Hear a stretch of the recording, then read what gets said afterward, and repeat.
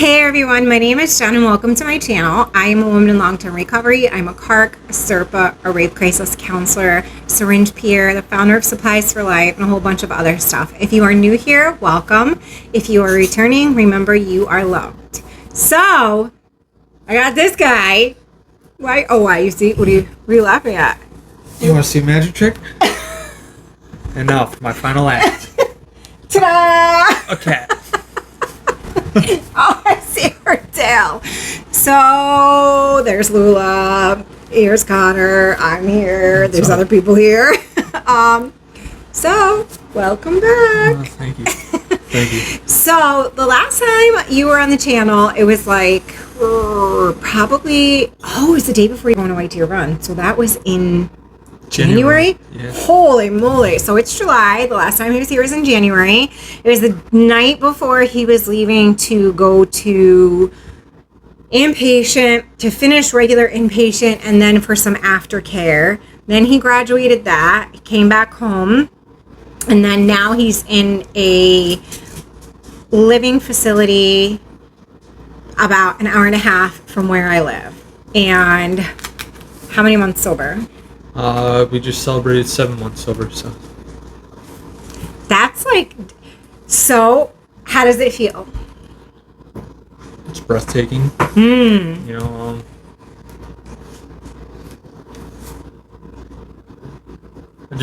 I gotta say, God is great. The new facility, it's a Christian training program. And honestly, it's a good program. God's doing a lot for me and has been. It's just a blessing. What do you got? Can I show them? Of course. Hold on. Focus. And then. And don't mind Funky slurping water in the background because God forbid. So what is this? That's where I've been and that's nice. Where I'm going. So Coforge is where you've been, and the steps are where you're going. Yes, ma'am. It's very clever. I like this. This is very nice. The show, when I talk to certain people about it, they're like, Coforge, that's nice. And they ask the same thing. What's it like? What's that mean to you? And I just told them it's where I've been and it's where I'm going. And I may not be working the 12 steps of like NA or recovery, but I am working the 12 steps in like God's recovery, you know. I think the steps are what you make them. And I've said this a lot in life and here. I think everybody should work a version of the steps in their life, whether they are in recovery from substances, whether they are in recovery from life. Like, I think everybody should work a variation of the steps. I think they are an incredible tool to being a human. So, when I met you back in November of last year, right? You were homeless. You were an active addict. You were on the run from probation. And you were kind of just existing in life. And from the first second that I met you, you were like, I want to go into a program. Like, you knew what you wanted. You just didn't know how to get there, right? The whole idea of peer work, right? Coaching and all that is to literally help somebody on their path and walk alongside of them in the decisions and choices that they make. You have been the most determined, strong mindset individual that I've ever worked with, right? This is just professionally. And you knew what you wanted from day one. You did. You just didn't know how to achieve it. And I guess in a sense that makes my job easier because I can help you with the achieving all day long, like the getting there and where do I go? What do I pack? What do I bring? Right? I got all that shit down. Like, that's easy for me. For me, where I run into troubles with people is sometimes they want to be ready and they're in their steps to being ready, but they're just not there yet. And that's their path. But for you, Connor, from day one, you have wanted a better life. You have stone cold wanted sobriety. And not even just like your own version of it. Like, because a lot of people want their own version of it. And you have been the complete opposite. And you have had every reason to give up. You have had every reason to quit and run away and go back to the life that you used to have, and you haven't.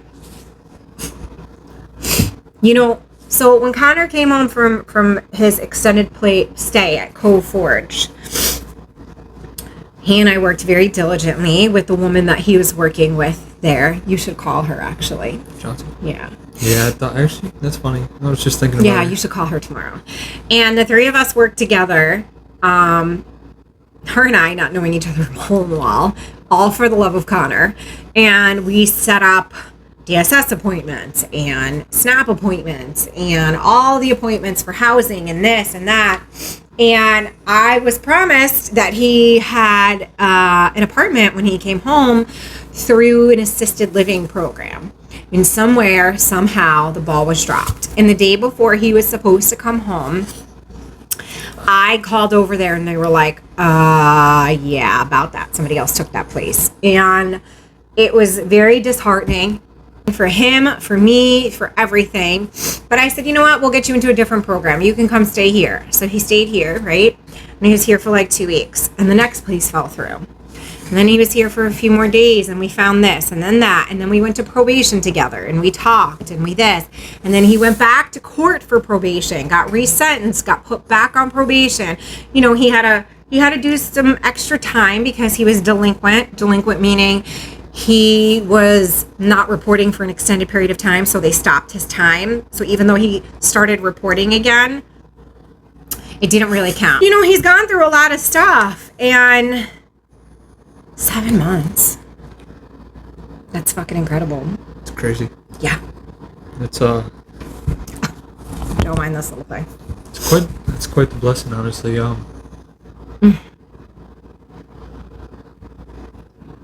think my problem was, though, I actually,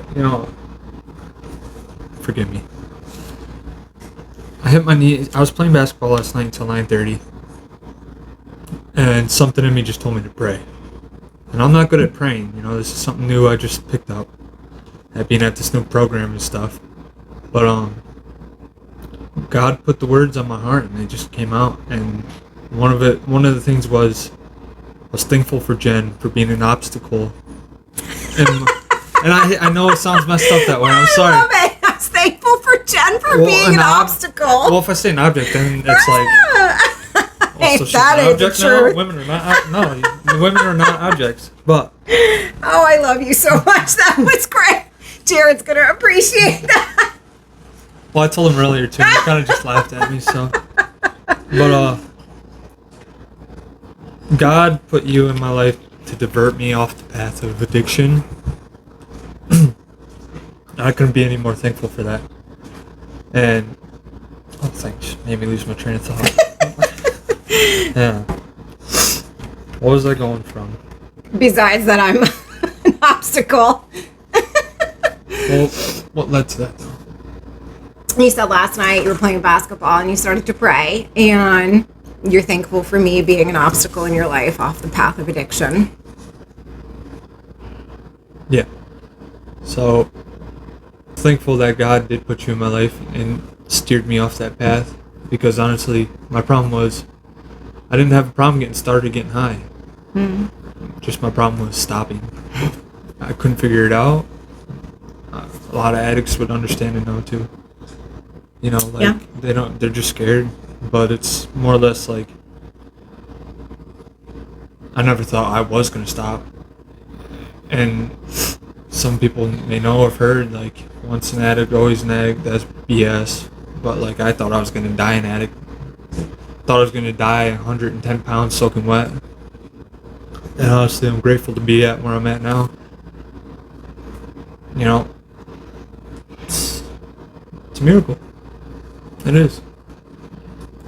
Truly blessed. From attempts of suicides and almost succeeding, God's not done with me. And I know that. But He's got me working too, though, you know. There's some kids that I know right now that grew up like I did, kind of. And they're still in high school. That's when my addiction just started, was in high school. I was 17 years old and already sniffing meth. I want to be able to be that voice for those kids, you know, because like me not thinking I was worthy enough or capable or worthy of anything or meant anything to anybody at that age, like these kids are going through now. I want to be able to voice it for them and tell them, you know, that they are, because they are. And like, it's not a road to go down. Not at all. I go through pictures every night on my old phone when I'm sitting at this program, and like, you can see the color change in your eyes and everything. It's amazing. It's just, I love it. Can't wait to hit a year sober and be able to still look back at all this, you know, like from eating out of trash cans and sleeping under a bridge to having my own bed and people that love me, you know, is definitely changes your heart. Especially this one here. I'm already crying. Yeah, well, I am so incredibly proud of you. You have no idea. Like, you're my own kid. Like, everyone knows, like as soon as I say Connor, everybody knows. Like, everybody knows you're a part of our family. Everybody knows, like, you have been just a blessing on our family. We all love you so incredibly much. And you, this is literally just the beginning of life for you. You're going to be 23 years old next week.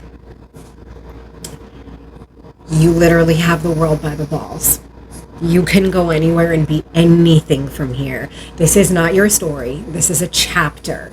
And like me, this is your education. And you will go on from here and teach other people and guide them and walk with them on their path. Like, I know you're going to work with me one day. Like, I just know this in my soul. And you're going to fucking kill it because you're young, you're easy to relate to, you have just this magnet about you that draws people to you. And we love you. We love you. We all love you. I mean, people ask about you. Like, you were on the channel 7 months ago. There's not a week that goes by that someone does not ask me about you. You have touched so many people already, and it's just through this. Do you know what you're going to be able to do in real life when you start to work with kids and younger people? You're going to change lives. And when I tell you that is the greatest gift that you will ever get from your sobriety, it's very scary at first, and it's overwhelming. But once you touch that feeling, it's amazing. It's absolutely amazing. For me, to see someone like you come full circle, and I achieved something in my life. Not just being a mom and a wife, because that's amazing, and that's the most beautiful thing I'll ever do. But the simple fact that I was able to help someone live, that's amazing. I can't be any more thankful. The fact that when I say God put you in my life as an obstacle, I really meant just. I love that. You guys you're a blessing in my life. You're a miracle, you know, like. I'm not a miracle. No, I've just literally been where you are. And I know what it's like. It's a miracle I made it through, for sure. Because I should not be here. I mean, you know, everyone has seen my mugshot. I was 82 pounds when I got arrested. I'm definitely not 82 pounds. I mean, like, this is the magic that happens if you stick on the path long enough. And I know that sounds like super corny and cliche, but literally, once you get past the part of being mad having cravings every day and feeling like you want to kick puppies, right? Because there's days when you're getting sober that's really what it feels like you want to rip your own skin off, right? I don't know about kicking puppies, but So, Vivitrol. yeah, Talk to me about it. that's a blessing in disguise as well. I heard about it in rehab, and I was like, At first, I wanted this cool dog tag, you know. I was like, man, all right, get a free shot in my butt just for that. Deal. Love you. You're so honest, because that's like probably legitimately the truth. It is. I knew I was getting a dog tag out of it, and I was like, that looks cool, you know. Forget the sobriety. I just want the dog I just tag. want the dog tag. But as the weeks go by, you know, my 3 days of I had to take like half a pill. Can't remember what it's called, but like half a pill to see if I react good, full good, and then the next day I got my shot. How was that? It helps, you know. It's Talk to me about the process of actually getting the shot, because a lot of people have contacted me wanting to know what it's about, and I try to explain to them like it's a very viscous liquid, meaning very thick. It hurts your booty. not. If you got a sensitive booty, yeah. No, but it is. You can. It is very viscous. Viscous. It's very Viscous. viscous. I mean, you can feel it. It burns. What I was told to do is just, if you feel it lump up, just rub it hard though. You got to really break it up. Use ice pack. It doesn't hurt that long. If you are if you have a reaction, I mean, I would try taking the pills first. Try taking the pills first. You know, the half and then the whole. If you have a reaction and still do it anyways, I mean, it makes you sick to your stomach. I mean, it made me sick to my stomach. I didn't have a reaction, but I got sick to my stomach off the first shot, but it helps. It helps with the cravings for meth. Completely just drawed it out. I'm not gonna lie. It's good for opiates and alcohol. Yep. It covers a whole wheelhouse of spectrums of addictions. Like it that's what makes it so great, because it's kind of universal for a multitude of different things. And how do you feel about the mental health meds? My Lexapro? No, I don't. You don't feel about it?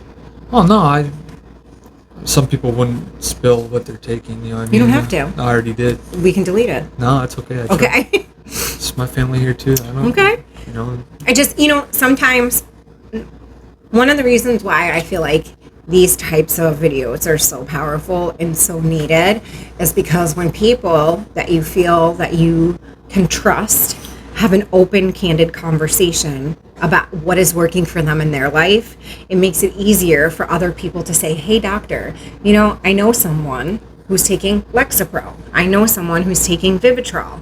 And I was wondering if you could talk to me about it. It's kind of almost like it gives them the power to have an icebreaker to take control of their situation. Lexapro's good. I didn't take it for like a couple days, and I started getting weary. Definitely like to come off of it. It was weird. I prefer to be on it than off of it, because then your mood swings are just more stable. Yeah, Why did you go on it? I was depressed. I have one actual almost succeeded attempt at suicide. 2 years ago, May 24th. Ended up in the hospital getting my stomach pumped for it. Always been suicidal since I was like 14, 15. I mean, I was cutting my wrists. That was for attention at first, to try to get that attention, but I didn't realize, you know what, we're gonna bring my mother up for a second. I didn't realize what my mom had going on in her life to where she couldn't really pay attention to me like that. I mean, I wasn't able to see it, but I'm not gonna blame her either, And that's fair. So I can speak on it from a mother's standpoint. You know, when you have children, and I'm not making an excuse for any parent that is an active addict during their child's life. But the simple fact is, when you have children, you do not get a handbook, and the ish that you have inside of you and going on in your life does not cease once you give birth, whether you are a parent whether you are a father or a mother. You know, your mental health, if it was shit, is still shit, right? Or maybe even actually becomes more so. Your substance use disorder, if it was prevalent in your life and it was active, it still is. Just because you have a child doesn't mean that this parenting handbook kicks in and you know what to do or what to say or how to go about it. You don't. Do you need to, at some point in time, step up and say, like, hey, listen, I have a child and I need to get my shit together? Yes, because now you're not only ruining your life, you're ruining your kids. And, you know, you and I have had these conversations, and unfortunately, I have my own opinions and feelings, and he does, and we all do, right? And being a parent is never easy, ever. Even when things are amazing, it's still not easy, because you always doubt yourself. Like, am I ruining this person's life? Am I screwing them up? Am I giving them a bad foundation? You could beat yourself in the head a bazillion different ways about being a parent and whether you're good at it or not. Unfortunately, we all know substance use does not discriminate. And unfortunately, it also has a generational curse. So even if your child does not become an active addict, your substance use still has destroyed a part of their life. So. Agreed. Yes. Now, you know, but it's almost like a good lesson, because you know how you don't ever want to parent, right? And you know exactly how you do want to parent. Like, I'm sure there's things that you've learned from your parents that will forever stay with you, and you will continue that as a beautiful thing. But then there's also things that you are like, whoa, red flag, won't ever do that. Spent 2 months without a phone, which is actually, I encourage you to get off your phone when you can. You know, it's so funny that you say that, you little shithead, because Connor did not want to go to this program. So he and I and Jared went up one day to go visit the program and check it out, because I truly, in my heart, felt like this would be an amazing place for him, and it would give him a chance to grow and get more sober time behind him and kind of figure out what he wanted to do in life, right? And this little shithead, No. he's like, no, not going. It's a great program, but I'm not going. No. And I came home for lunch one day, and Jared this was before Jared started working, so he was home, and we were right here in the kitchen. And I was like, Connor, you don't even own a fucking pillow. Where are you going to go? And he's like, I'll just go back to Sydney. I'll just go back there. And I said, move back in under the bridge. Like, not to be a dick, not to be harsh, but like, what do you feel like this is a good, sober decision? And he was like, yup. And I was like, I gotta go. I can't even talk to you right now. I have to go. And I left. And when I came home, he comes over to the car and he opens up my door and he goes, I'm gonna go. I'm gonna go. So I start crying, and I'm like, I don't want you to go because I want you to go. I want you to go because you want to go and you want to have a better life. And he was like, I'm going. And I said to Jared, what the fuck did you say to him? And he goes, I just said a few things to him. And I'm like, well, whatever it is, I'm so grateful. I'm so glad. What changed your mind? Mister, I wanted to go back and live under a bridge again. That was just my addiction talking at the time. And I asked you, do you potentially think that this could be a relapse in the making? Do you think this is the devil trying to get in, and this possibly is you at the start of a relapse? No. No. Never. Not at all. Me. Okay. Got 2 months under my belt. Mm-hmm. No, it was Do you think I gently shoved you in the right direction? Gently. Shut up, it was gentle. I mean, we can get harsh if you want. I'm okay with that. Because this wasn't, this very early on became more of a work thing, when you started like coming over and, eating with us, and, we got you into rehab, and, then that whole situation happened with the first one where you got COVID and they treated you like you were an alien, and then he came back home on Bella's birthday on New Year's Eve and has lived on our couch ever since, and in between programs, and became a part of our family, and came on vacation with us, and he came to South Carolina with us, and he met Sarah, and we did all the things. Sarah. And yeah. Special shout out to Sarah. Hey girl, hey. You'll have to call her when we're done. Yeah. So I might have pushed a little bit more in a motherly way than I would have in a professional way, but that's her terms of being gentle. My terms is she yeeted me out the door. Did I yeet you? Oh, she yeet. I mean, I might have aggressively, helped along, but I didn't want you to die. And I knew you could not stay on our couch any longer because, first off, you are worthy of your own space and your own privacy and your own things. And staying on someone's couch gets really fucking old really fast. And at that point, the only thing you were doing different in your sober life was not doing drugs. And yes, that's a feat in itself, right? No, not really. Because then that would have led to relapse, boredom. Well, that's the thing. I didn't want you to get bored. Right. I didn't want you to get bored. I didn't want you to become complacent. I didn't want you to continue to be let down by not having a job, not finding friends that you wanted to be around, maybe potentially finding a relationship, whatever. All the things that you're supposed to want to do for someone your age, right? But unfortunately, at that point in time, you were still in a really fragile place. And I didn't want to see that potentially take you off the path that you're currently on. Well, since you said a relationship. Oh boy. Yeah. No, I'm done with that for a while. I'll wait until God decides when it's time. Relationships are funny, right? No, they hurt. They do. They do. They do. But soulmates are not just in lovers. There's a thing, soulmates are, just said this to Sarah today.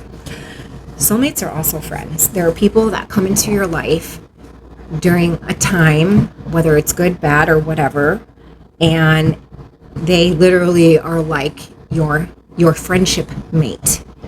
And those are the type of relationships that you want to work on and you want to nurture and you want to keep around forever. Those are your people. Those are your tribe. And I just said this to Sarah today because Sarah is my people. Sarah is my tribe. Sarah is my bestie. Sarah is I love that bitch, right? No matter whether we talk 75 times a day or twice in 1 week because we're both busy bitches. It is what it is. She is someone that I will forever be there for. She is someone my child talks to, my husband talks to, he talks to. She's part of our family. She's part of our life. And it is because of this platform that I have her. And I'm eternally grateful for that. Do I think and I don't say this from an AA standpoint or a mom standpoint. I say this as a person who's been there. When we're getting high, we spend so much time and energy on that drug, right? And the act of our addiction that we get lost in that. And we forget about self-love. We forget about self-esteem. We forget about self-respect. We forget about all the self things, right? The only self thing we do is for the drug. Because we need that, physically. It's our master. Yes, for sure. Exactly. We are its slave and it is our master. 100%. I really feel like in the beginning part of your sobriety, even if it's for the rest of your life, do you. And I literally mean do you. Find out what you like to eat all over again. Write a journal and write down all ideas of things you want to learn. I was just talking with someone that who recently got incarcerated that I work with. And I said to her, I'm going to send you a blank journal. When I was in there, I wrote down things that I wanted to do, but I never gave myself the time to do. And you know what one of them was? And it's so silly. And it was the simplest thing. I wanted to learn how to make butter. Okay?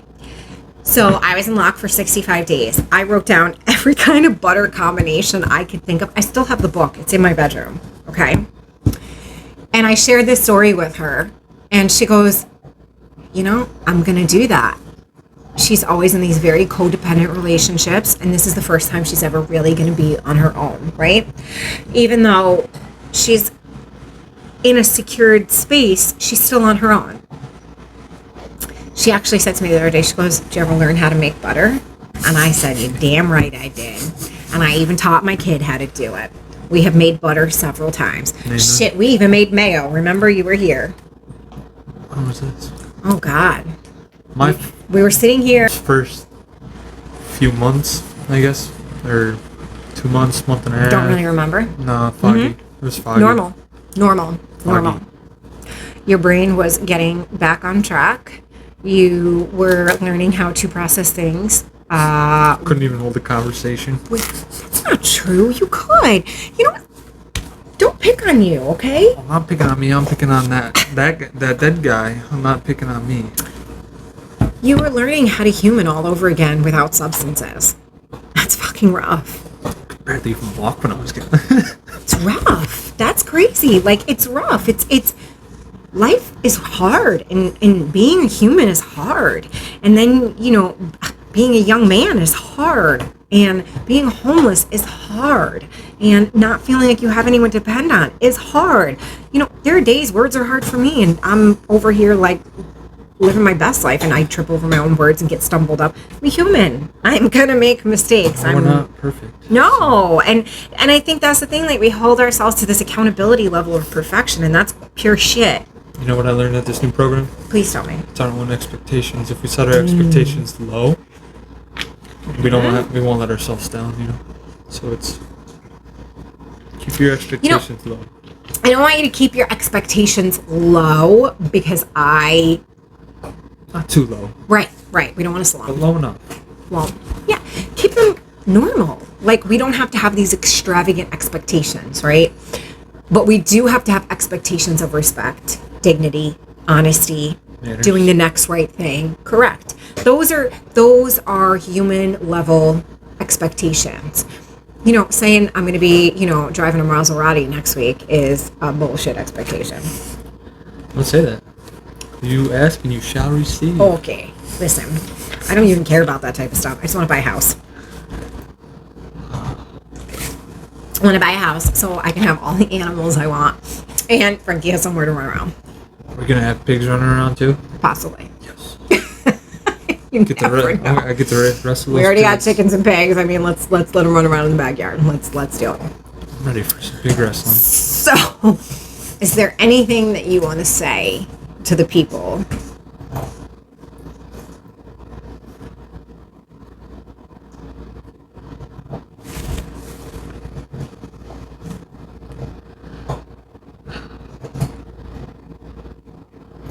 Thank you.